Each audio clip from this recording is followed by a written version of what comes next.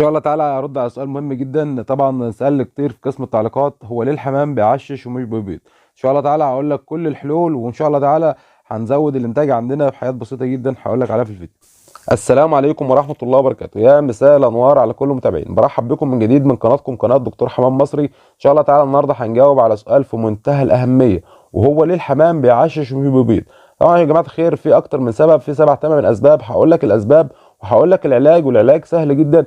ولكن يا جماعه الخير قبل ما نبدا الفيديو طبعا ندعم الفيديو ده بلايك، وقبل اللايك كمان نصلي على حبيبنا وحبيبك سيدنا النبي محمد، اللهم صل وسلم وبارك على سيد الاولين والاخرين.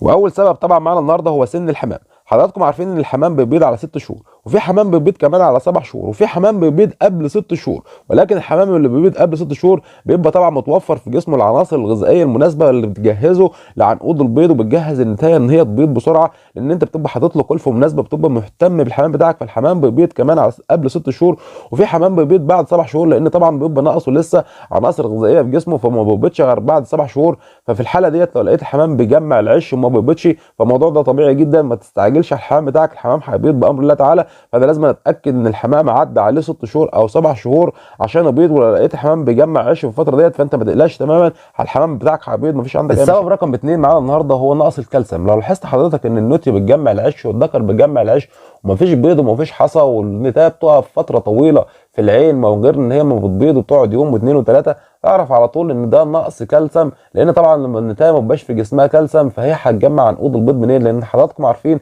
ان اساس عنقود البيض هو الكالسيوم. ففي الطريقه ديت لازم انا اوفر عند اي نوع كالسيوم. عندك انواع كالسيوم كتير، ولكن انا بفضل طبعا الديكال، وفي البديل بتاعه البديكال. اي حاجه من الاثنين دول طبعا جميل جدا. بستخدم 5 سم على لتر الميه، او ادي النتايه سم ببقها لمده يومين او 3 ايام بالكتير، هتلاقي النتايه بتحص على طول ان شاء الله تعالى. فما تقلقش من الموضوع ده، فكل الموضوع ده سهله بفضل الله تعالى. السبب رقم 3 طبعا ممكن يكون الحمام بتاعك مصاب بالديدان. طبعا لو الحمام بتاعك مصاب بالديدان الحمام بتاعك مش هيحصل، لان طبعا الديدان ديت بتتغذى على الكالسيوم اللي داخل جسم النوتي، وبتتغذى على العناصر الغذائيه اللي في جسم النوتي. فبالطريقه ديت حضراتكم عارفين ان مصدر اصلا البيض اللي هو الكالسيوم. فلو بقى في جسم الطير عندك في ديدان فهي بتتغذى على الكالسيوم، فبالشكل ديت الحمام هتلاقيها واقفه في العش فترات طويله جدا وهي اصلا ما بتحصيش، لان ده بيبقى سبب الديدان.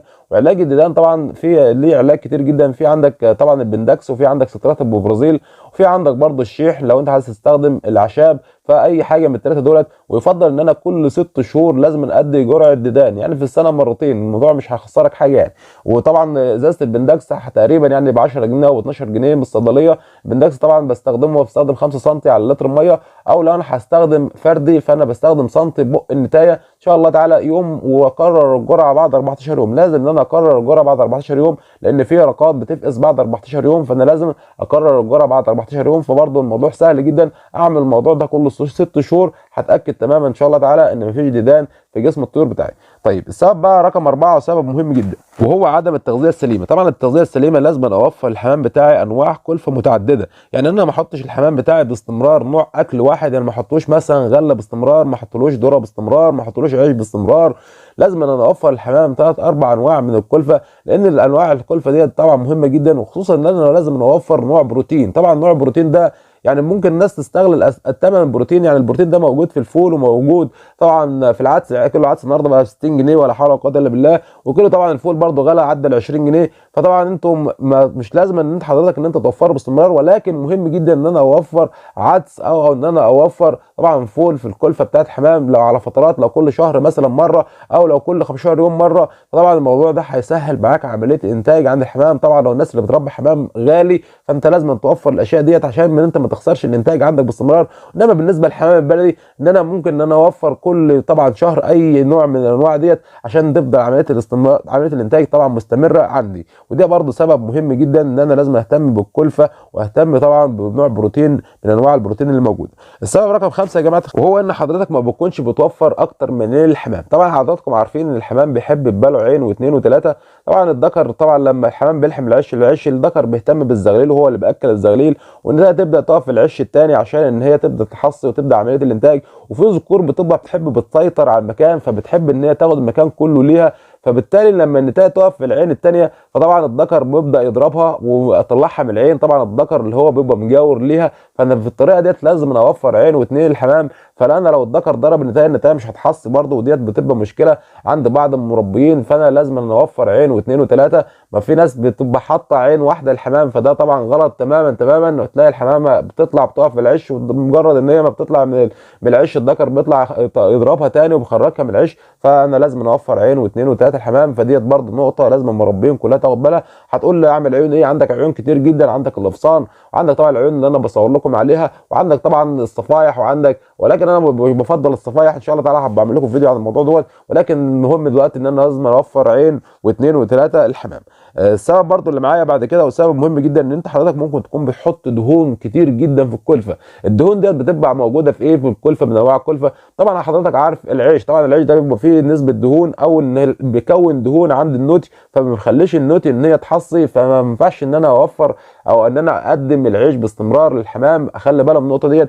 برضو الدهون اللي موجوده طبعا موجوده في البادي، طبعا برضو ما ينفعش ان انا اوفر طبعا البادي باستمرار للحمام. كل حد ان انا بحطها بنسب، احط طبعا 20% من نسبه العيش، واحط برضو حوالي 15% من نسبه طبعا البادي. لو انا هحط البادي اللي هو موجود اسمه العلف، احط طبعا 20%، احط منه 15% عشان النوتي ما تليسش ويبقى فيه دهون. وطبعا الذره الصفراء برضو، الذره الصفراء لو انا قدمتها باستمرار، الذره الصفراء ديت برضو بتعمل مشاكل للنوتي وما بتخليش النوتي تحصل، لانها بيبقى فيها نسبه دهون عاليه جدا. وبرضو اكل من المنزل، ما اقدمش طبعا الرز اللي هو عليه زيوت والكلام ده، لان ده برضو بيعمل دهون للنوتي على المبيض، ما بيخليش النوتي يتحصي. دي برضو كان بالنسبه للدهون. طبعا في سبب مهم جدا برضو ونخلي بالنا منه كلنا، لما يبقى ناقل الحمام من مكان لمكان تاني.